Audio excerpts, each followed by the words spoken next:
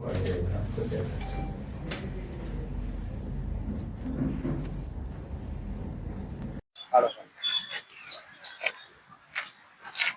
तामापुर में जो हादसात हुए उसके ताल्लुक से आज हम माननीय पुलिस अधीक्षक साहब से मिलने गए, लेकिन वो बाहर दौरे पे होने की वजह से एसडीपीओ नितिन गनापुरे साहब से एमआईडीसी पुलिस स्टेशन में आके मुलाकात की। उनको हमने हमारी जो कुछ शिकायतें थी वो हमने उनको लिखित तौर पे निवेदन के तौर पे दिया है। उन्होंने उसको एक्सेप्ट किया।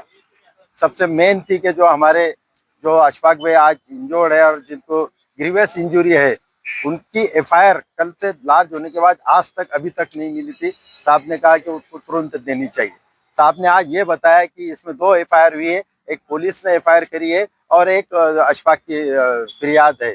ऐसे 2 एफआईआर हमने दाखिल की है, दोनों में तपास चल रहा है और सीसीटीवी देखते हुए हम आरोपियों को गिरफ्तार कर रहे हैं।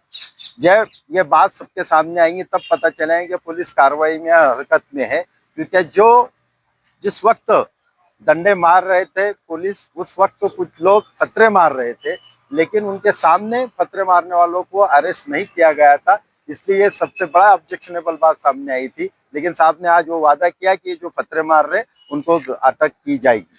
इसलिए हमको उनके तपास पे आज उन्होंने जो कहा उस पर हम एतमाद रखते हुए अगली कार्रवाई की तरफ हमारी पूरी निगाह रहेगी। हम ये चाहेंगे कि जो निर्दोष है, जिनका कोई संबंध नहीं, जैसे जुबेर के भाई, जुबेर को लेके आए, उसका भाई आसिफ बैटरी वाले का लड़का है, वो 6 महीने का, इसका वो 1 साल पहले इंतकाल हुआ। ऐसे अगर कुछ गलत नाम लोगों ने दे दिए ले, जो वहाँ के खास करके हमारे तामापुर के कुछ भाई ऐसे जो कुछ कुछ नाम गलत दे देते हैं, एक तरह से वो सुपारी लेने का काम करते हैं। तो हमने कहा, साहब ने कहा वेरीफाई होगा और वेरिफिकेशन के बाद वो अगर नहीं है तो उनके नाम निकाल दिए जाएंगे। इस तरह से हमने उन पे आज ये दिया है। अगर इस पर कार्रवाई नहीं होती है, अगली कार्रवाई पे हम ख्याल रखेंगे, वरना फिर हम एसपी साहब से, डीजी, आईजी साहब से मिलने के हमारे रास्ते खुले रहेंगे।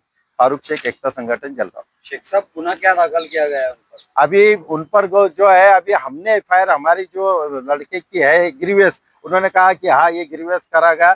पुलिस ने जो की वो सदोष मनुष्यवध का की, यानी जो जूना आईपीसी 304 था, वो उन्होंने कहा है कि भाई लोगों को जान से मारने की इसमें कोशिश की गई है। इसलिए पुलिस की भी कार्रवाई पे हमको, जब उनकी एफआईआर मिल जाएगी, हमारी एफआईआर मिल जाएगी, और जब हम उसको देखेंगे तब और हम बता सकेंगे कि उन्होंने क्या क्या किया। अभी सर ने ये ओरली बातें हमारे सामने रखी। अशफाक नामक व्यक्ति जो है उसे घर में घुसकर मारा गया है, वाकया स्थानीय नागरिकों का यह कहना है। तो उसके लिए उस पर साहब ने बताया कि ग्रीवियस ऑफेंस रजिस्टर किया है, कि उसको जान से मारने की कोशिश की है, जिसमें सजा 10 साल तक की है।